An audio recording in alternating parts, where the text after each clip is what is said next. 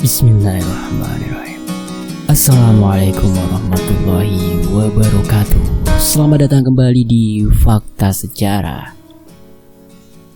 Seperti biasa, di kesempatan kali ini saya mendapatkan izin dari akun Kaskus Duda Tampan 88. Kisah ini berjudul Di Mana Bumi Dibijak, di Situ Gaib Dijunjung. Merupakan trilogi kisah dari Tanah Kalimantan. Ini adalah season 1-nya. Sebelum kita masuk ke kisahnya, alangkah baiknya kita harus berdoa dulu ya. Mari kita berdoa. A'udzu bikalimatillahi ta'ala. Bismillahirrahmanirrahim. Allahumma sholli ala sayyidina Muhammad. Ini dia selengkapnya.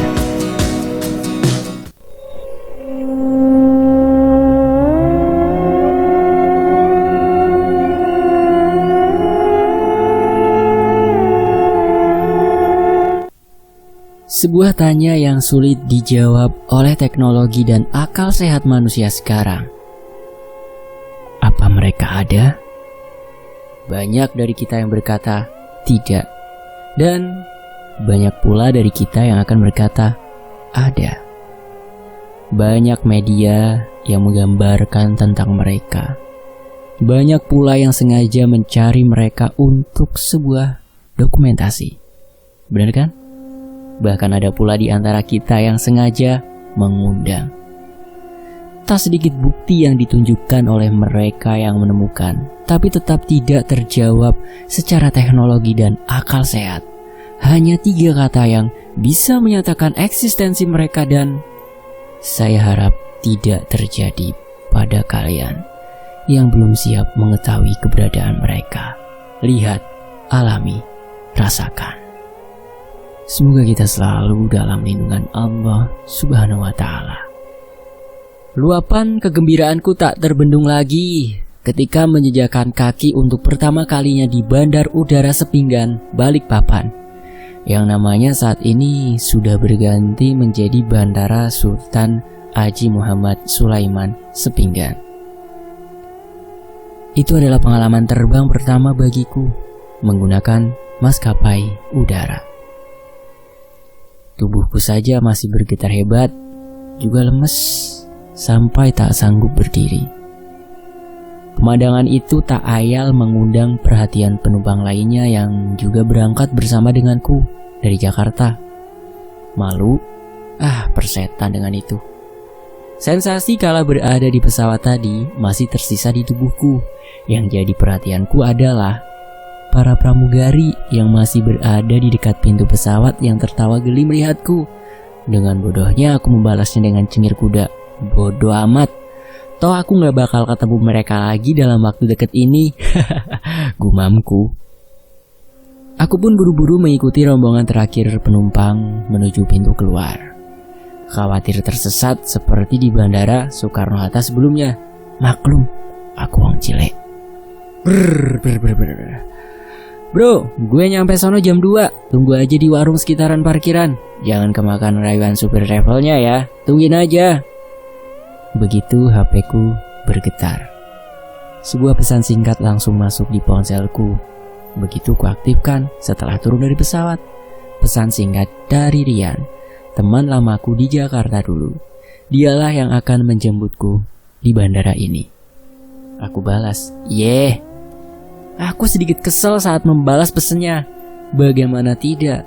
Jam di tanganku masih menunjukkan pukul 12.30. Yang artinya, aku harus menunggu kurang lebih 1,5 jam. Mau gak mau, aku lebih baik mengikuti kata-katanya. Mataku menyisir sekitar area parkir, mencari warung yang Rian katakan. Sampai akhirnya aku menemukan. Warung? Ini mah pedagang kaki lima. Warung yang dikatakan Rian ternyata hanya sekedar seorang ibu-ibu parubaya yang menjajakan dagangannya di bangku tunggu parkiran. "Bude, kopi kapal Titanicnya 1 ya." ucapku seraya menyalakan sebatang rokok pelipur rasa asam di mulutku. Ah, si Mas bisa aja bercandanya. Bentar ya, balas Bude, pedagang itu. Selagi aku menunggu Bude membuatkan secangkir kopi, ada seorang bapak tua yang terlihat ramah meminta izin duduk di sampingku. Permisi Mas, saya numpang duduk di sini. Monggo Pak, bukan punya saya juga bangkunya. Hehehe, balasku sedikit bergurau. Mau kemana Mas? Tanya bapak itu basa-basi. Sekejap aku teringat pesan Rian. Mungkin saja dia seorang supir travel. Mau ke Bontang Pak, jawabku seadanya ditambah senyum palsu. Orang baru ya. Lanjutnya lagi bak wartawan mencari berita. Nggih Pak, ini pertama kalinya saya ke Kalimantan. Entah kenapa dengan polosnya aku menjawab semua pertanyaannya. Ada keluarga di sini? Ada Pak. Ini saya lagi nunggu dijemput. Saking kesalnya aku agak menekan kata terakhir agar dia berhenti bertanya. Kuatnya keluarga Mas bolak-balik Bontang. Perjalanannya jauh loh. Bisa 6, paling lama 8 jam sekali jalan. Bolak-balik berarti 12 jam lebih. Ya, bapak ini memang berhenti bertanya, tapi tidak berhenti bicara. Hanya saja senyuman kecil di wajahnya itu. Ini Kalimantan Mas. Kalau masih baru, biasanya banyak yang ngajak kenalan. Seriusan nih orang?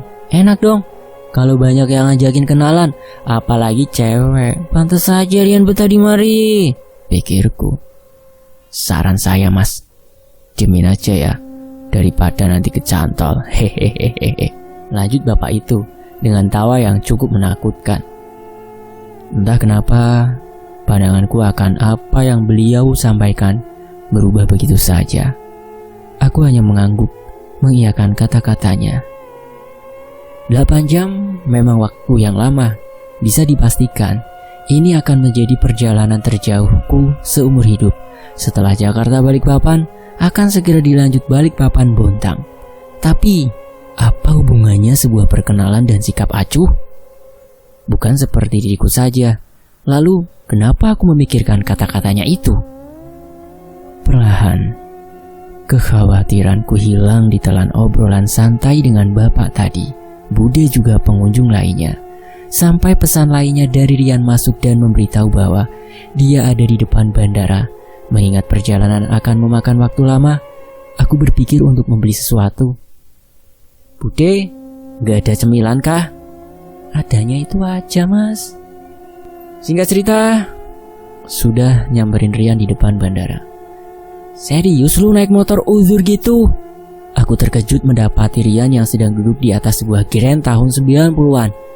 Untuk sebuah perjalanan jauh, dia memilih kendaraan itu sebagai tunggangannya. Yeay, jangan ngeremehin Simbah lu. Kalau dia ngambek, kita juga yang susah, ucap Rian agak jengkel dengan pernyataanku. Cepet amat lu Yan, baru jam berapa ini? Ucapku seraya melihat jam tangan. Sebelumnya, Rian mengatakan baru tiba pukul 2 siang. Sedangkan jamku masih menunjukkan pukul 1. Terakhir kali aku melihat jamku masih pukul setengah 12. Mana mungkin Rian berkendara lebih cepat 1,5 jam?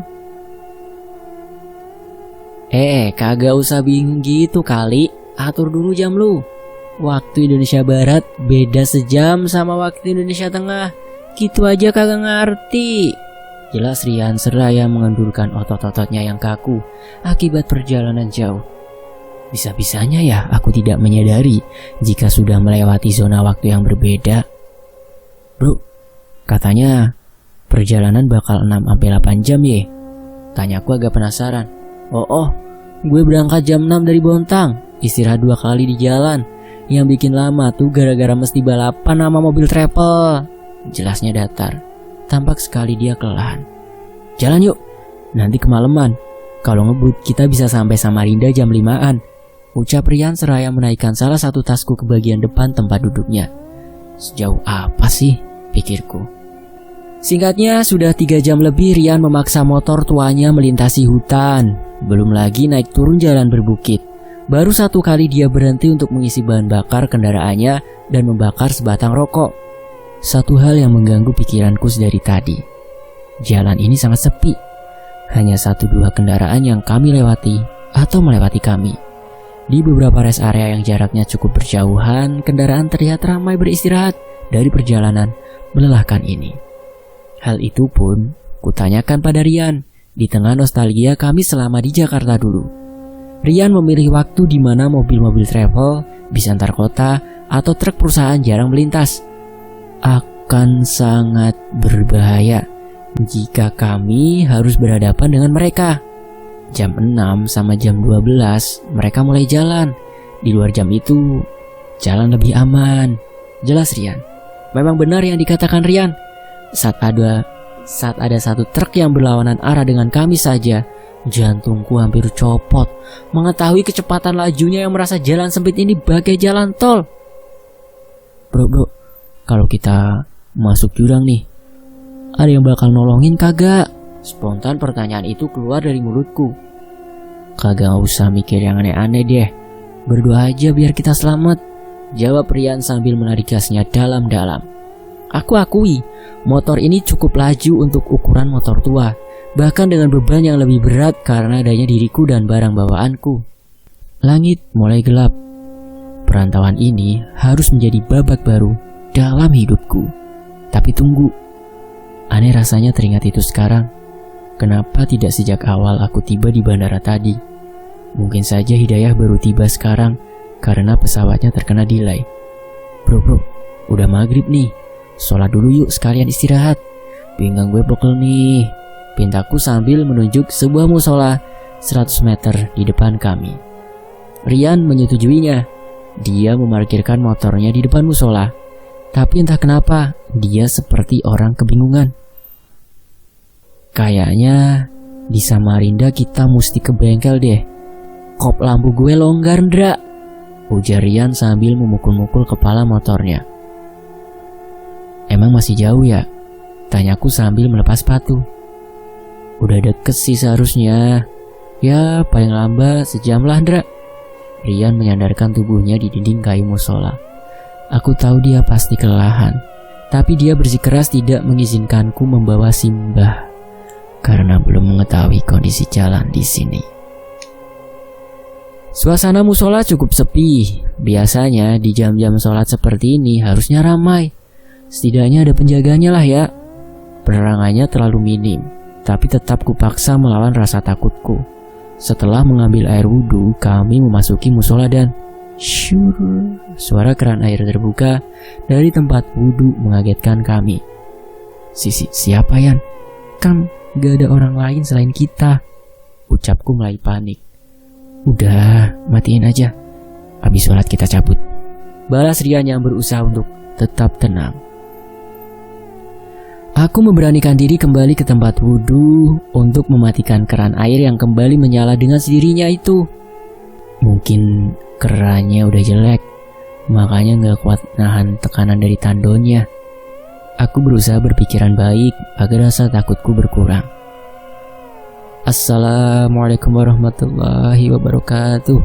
Salam Rian yang setelahnya langsung kususul dengan salam yang sama menjadi akhir dari ibadah sholat maghrib yang kami lakukan. Astagfirullah. Reaksi spontan keluar dari mulutku cukup keras. Wajah Rian pun sempat memucat. Di sudut ruangan ada seorang kakek-kakek yang mengenakan gamis dan sorban putih, seputih wajah pucat dan jenggotnya sedang duduk bersila. Tampaknya beliau sibuk berzikir karena suara kerasku tak mengalihkan perhatiannya. Kami pun keluar dari musola secara perlahan agar tidak mengganggu beliau. Selain kakek itu, ada hal lain yang mengganggu pikiranku selama sholat tadi. Aku pun mengelilingi musola untuk memeriksanya. Benar saja, tak ada satu kabel listrik yang mengarah ke musola ini. Lalu dari mana lampu-lampu ini menyala? Gile Yan, ngagetin aja tuh kakek. Datang gak ada suaranya sama sekali. Ngomong-ngomong, naik apa ya beliau? Oh gak ada motor lain? Ujarku membuka pembicaraan lain pada Rian selagi mengenakan helm. Udah, cuekin aja Ndra. Ayo jalan. Kita bakal lama nyampe Samarinda. Lampunya mati, kita gak bisa ngebut. Bisa berabe kalau velg si Mbah kena lobang, sahutnya agak kalut mengetahui kondisi buruk yang kami hadapi. Tapi Ndra, seinget gue di sini nggak ada musola. Gue ngetuplang. Lanjut Rian seraya menuju ke sebuah papan pengumuman bertuliskan, turunkan kecepatan, sering terjadi kecelakaan di jalur ini. Rian pun mulai panik. Berkali-kali dia menyalakan motornya, namun tidak berhasil. Ternyata kunci kontaknya belum dia putar ke arah on. Ya elah bro. Aku pun dengan tenang memutar kunci dan sebuah mobil melaju dengan cepat melewati kami yang masih berdiri di pinggir jalan. Cahaya lampunya sempat menyilaukan mata kami yang mulai terbiasa dengan kegelapan. Benar, kondisi di sekitar kami menjadi gelap gulita sesaat setelah mobil itu melintas. Jan, gue saranin kita langsung cabut deh. Ayo, ucapku panik seraya melompat ke jok belakang. Tanpa sepatah kata pun, Rian langsung menarik gasnya dalam-dalam. Tak peduli motornya melaju tanpa penerangan. Semua karena musola yang kami tinggalkan tidak lain dan tidak bukan melainkan sebuah bangunan kato tua yang sepertinya telah lama ditinggalkan. Yan, apaan tuh tadi Yan? Tanyaku panik di atas motor. Bagaimana tidak, musola yang kami singgahi beserta kakek tua di dalamnya hilang, berganti sebuah gubuk kreot yang bentuknya sudah tak karuan lagi. Ah kagak tahu, udah gak usah dibahas, bedak Rian padaku, masih berusaha untuk tetap menjaga fokusnya kala melintasi jalan yang gelap ini. Brok. Suara ban bah menghantam lubang terdengar begitu keras sampai kepalaku yang mengenakan helm tak bisa meredamnya. Astagfirullah, sorry mbah, teriak Rian spontan. Dia pun mengurangi laju motornya agar Mbah Grand ini yang layaknya kuda liar bisa dikendalikan.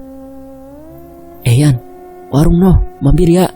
Tarik napas dulu kita, ujarku menunjuk ke arah warung yang berada sekitar 100 meter di depan kami.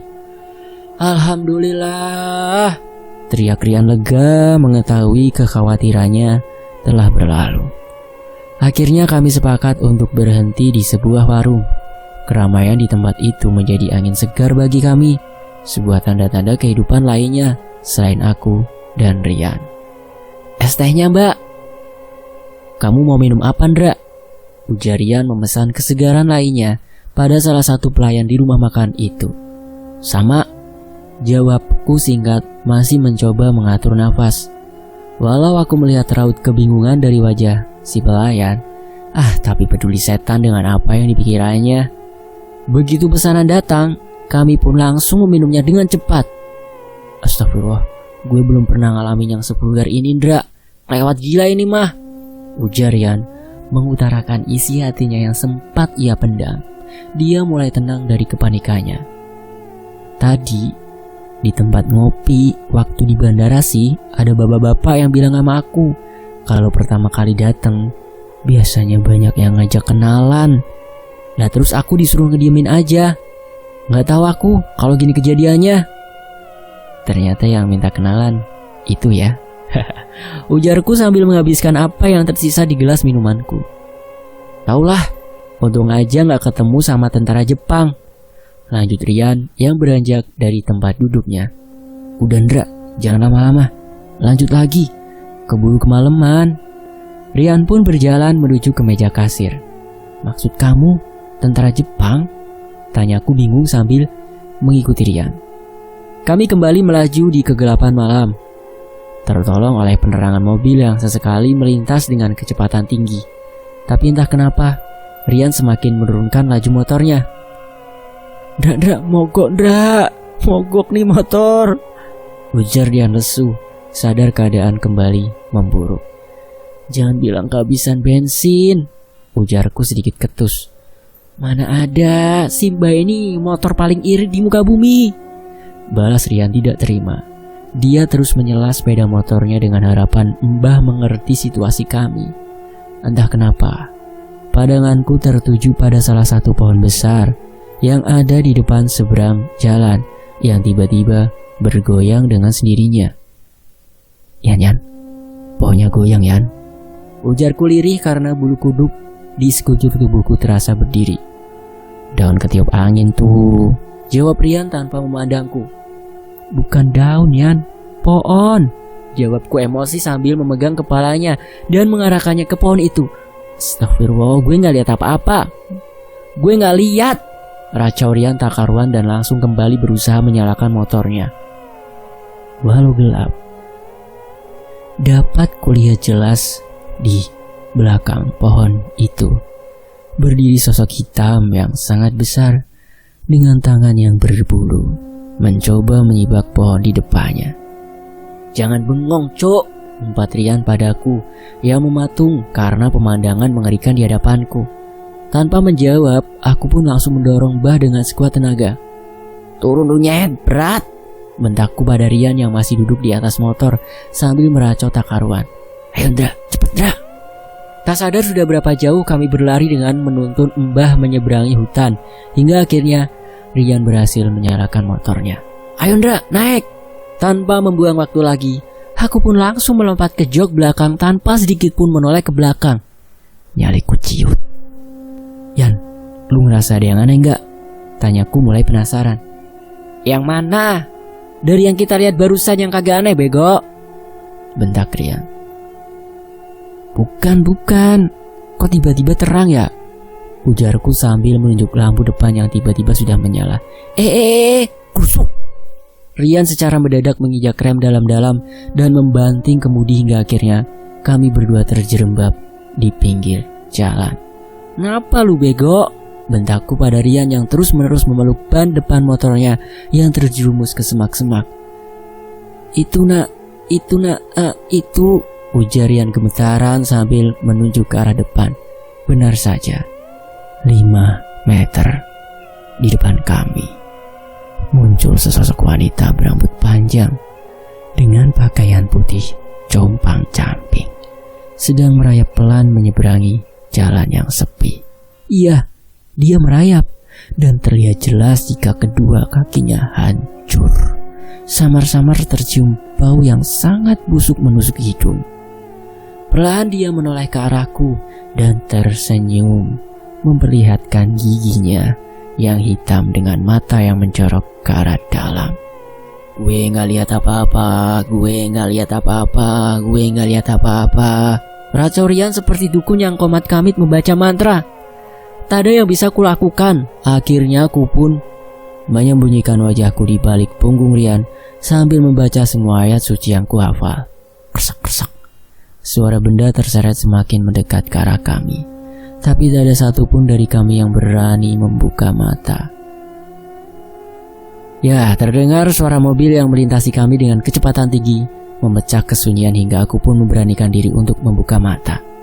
Yan, udah hilang Yan, ujarku pada Rian yang masih memeluk ban depan motornya dengan gemetaran.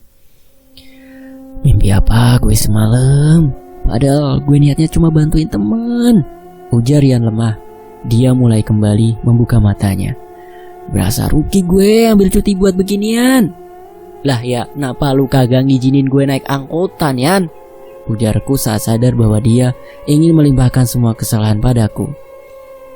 Duit gue sekarat Cuk. Nih aja gue irit-irit biar nyampe akhir bulan. Mau makan apa kita nanti? Ujar Rian menggerutu. Kalau tahu gini nah, gue kagak berangkat kemari. Timbalku masih berusaha meredam tanganku yang masih gemetaran. Aduh, ya udah, kita lanjut aja.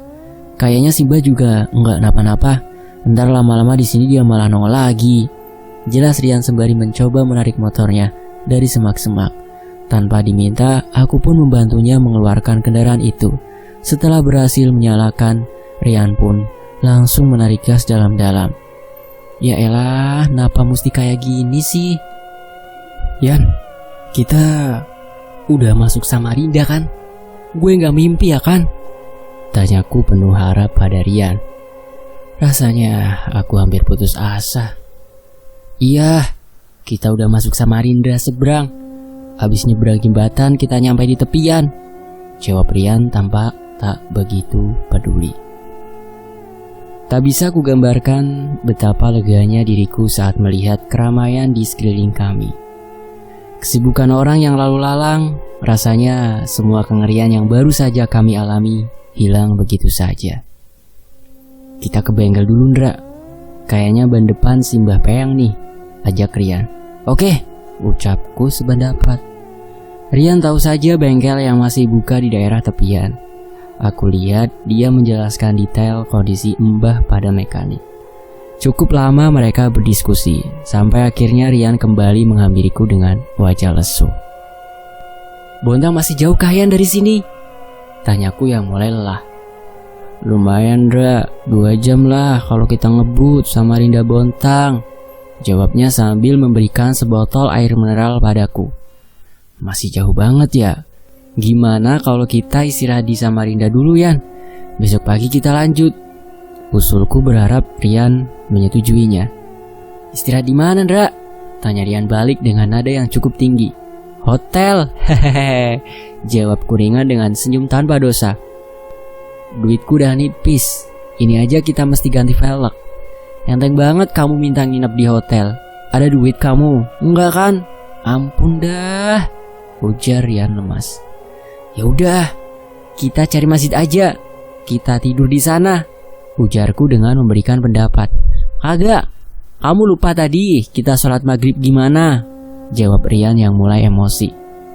Ya berarti kita lanjut, Yan, tanyaku agaknya pasrah.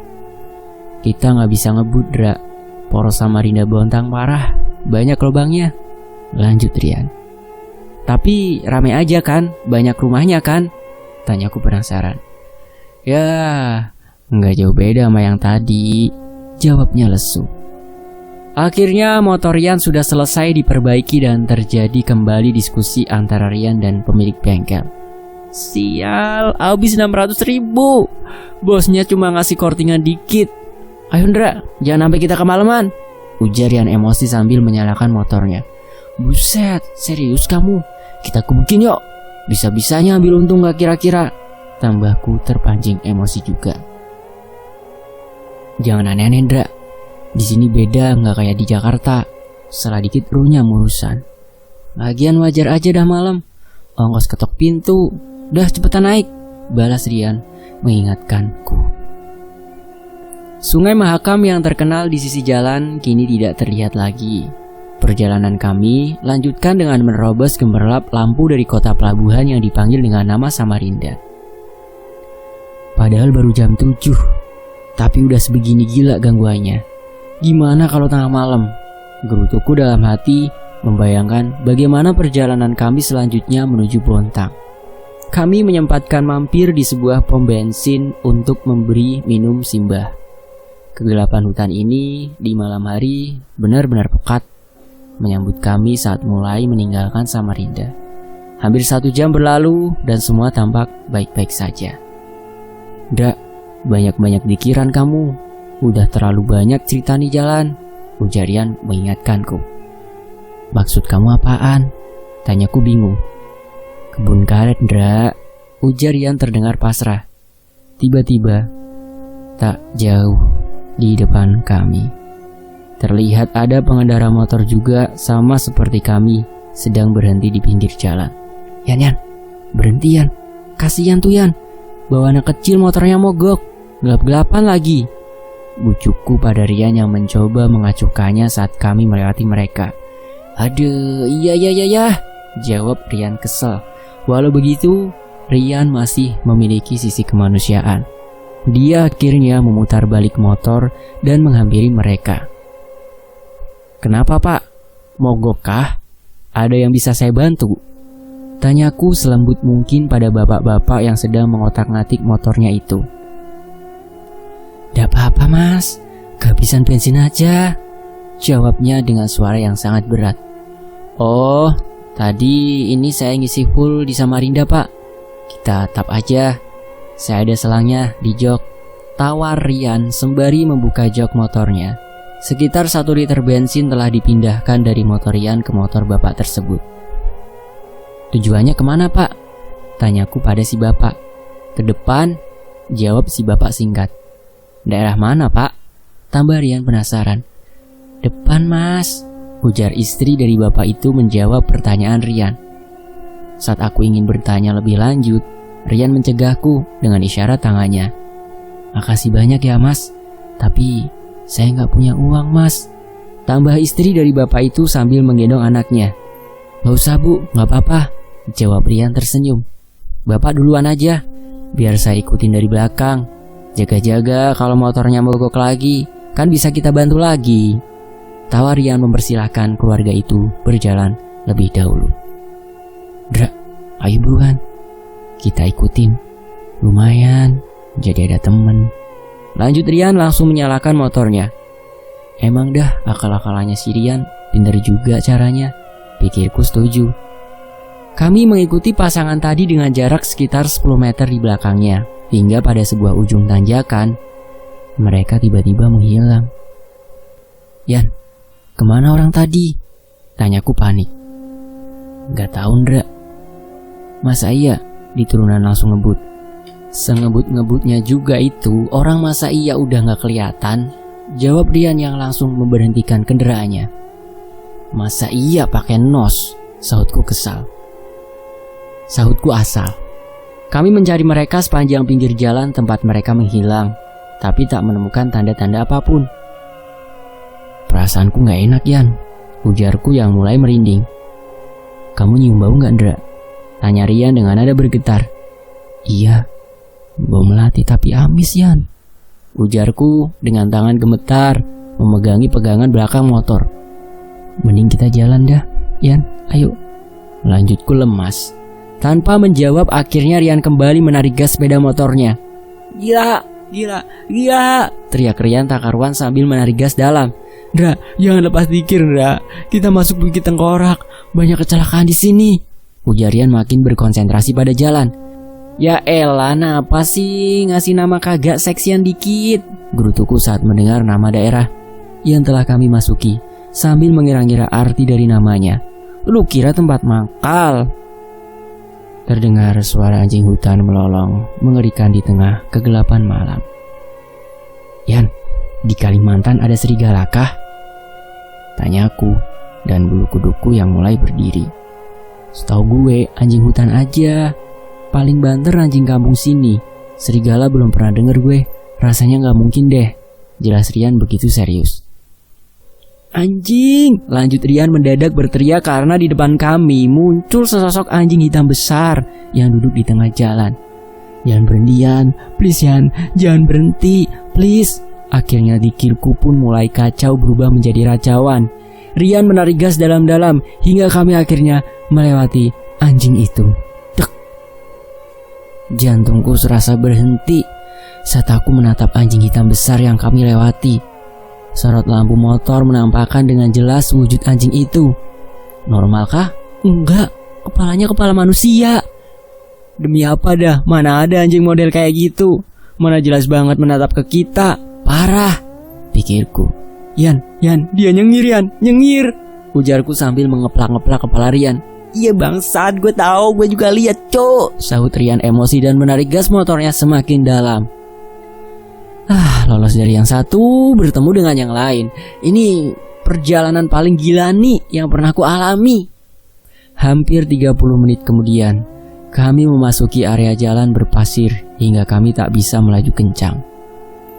Di depan jalanan masih diperbaiki Ndra. Namanya Gunung Menangis.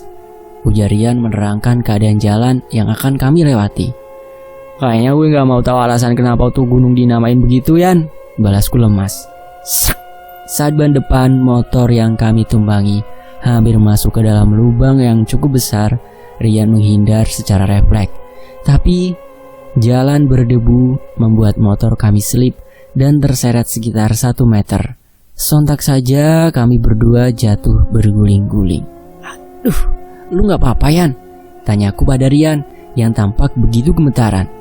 Aduh, gak apa-apa Ndra, jawab Rian yang langsung mencoba bangun dan kembali mendirikan motornya. Semilir bau melati kembali muncul di sekitar kami dan membuatku merinding. Ini provinsi kebun melati apa? Saya bantuin mas. Tiba-tiba suara seorang wanita terdengar begitu lembut di dekat kami. Tak ada seorang pun dari kami berdua yang berani menoleh ke arah suara tersebut. Entah dari mana datangnya, tiba-tiba seorang wanita muda yang sangat cantik berpakaian rapih muncul di samping kami. Lega, iya untukku, tapi tidak dengan Rian. Enggak apa-apa mbak, ini udah bisa lanjut lagi kok, balas Rian yang gemetarnya semakin menjadi. Saya bantuin mas, tapi habis itu saya minta. Lanjut wanita itu dengan suara yang sangat pelan. Minta apa mbak? Tanyaku penasaran. Ada sedikit pikiran nakal saat memperhatikannya, memperhatikan wajah. Dan seketika itu pula wajah dari wanita tadi berubah menjadi hancur dan penuh darah dengan mata yang terjuntai keluar sambil menunjuk ke arahku. Tubuhku tak bisa kugerakkan sama sekali dan Rian memeluk stang motornya sambil membaca ayat kursi dengan kenceng. Tak pernah kubayangkan dalam hidupku akan melihat sosok kuntilanak yang sangat mengerikan dengan jarak kurang dari 1 meter hingga aku tak kuasa menahan kesadaranku. Singkat cerita, Ndra, bangun Ndra, jangan mati dulu Ndra, teriak Rian sambil menambar-nambar wajahku berulang kali. Udah nyong, udah sadar gue, sakit semua muka gue ah, ujarku pada Rian sambil menutupi wajahku yang jadi sasaran kepanikannya dengan kedua tangan. Udah hilang belum Yan? Lanjutku bertanya dengan suara lirih. Hilang udah. Duh, mana masih di sini lagi kita Ndra? Bingung gue. 5 tahun gue tinggal di sini, bolak-balik juga udah biasa, nggak pernah gue digangguin sebegininya. Jelas Rian lesu. Rasanya seharian ini gue nggak ada aneh-aneh. Tunggu. Tambahnya sambil berlagak seperti pemeran utama sinetron emak-emak. Ndra, lu bawa apa aja sih dari Jakarta? Lanjut Rian sambil membongkar tasku. Baju doang Yan. Ama gue tadi beli telur asin 2 biji di tempat ngopi depan bandara buat kita makan di jalan. Jelasku santai. Jadi lu nyangu, terus lu kagak ngomong ke gue? Ndra di Kalimantan tuh ya, kalau lu nyangu mesti lu tinggalin sebagian bego. Bentak Rian sambil menoyor kepalaku.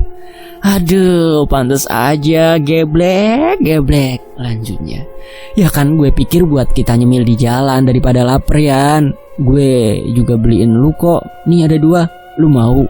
Balasku dengan wajah tanpa dosa. Kagak, buang aja, ujar Yan kesal. Kan ditinggalin sebagian, berarti gue buang 1 terus 1-nya gue makan. Gak apa-apa kan? Lapar gue Yan, ucapku dengan menghibah. Serah lu dah, gue mau pulang, ujar Yan kesal sambil menyalakan motornya. Akhirnya aku melemparkan salah satu telur asin yang kubawa ke arah semak-semak dan memakan yang satunya di perjalanan. Rian tak banyak bicara setelah itu sampai. Dra, lu lihat langit yang merah itu? Itu fairnya Badak sama PKT. Di situ Bontang. Dan akhirnya sampai juga di Bontang. Teman-teman, sampai di sini dulu ya. Saya pamit. Dan masih ada kelanjutannya cerita Indra dan Rian di kota Bontang, Kalimantan. Sampai jumpa di bagian berikutnya. Terima kasih ya buat Duda Tampan selaku penulis dari kisah ini. Dan terima kasih juga buat teman-teman yang udah mau nyimak kisah ini di sini. Wassalamualaikum warahmatullahi wabarakatuh.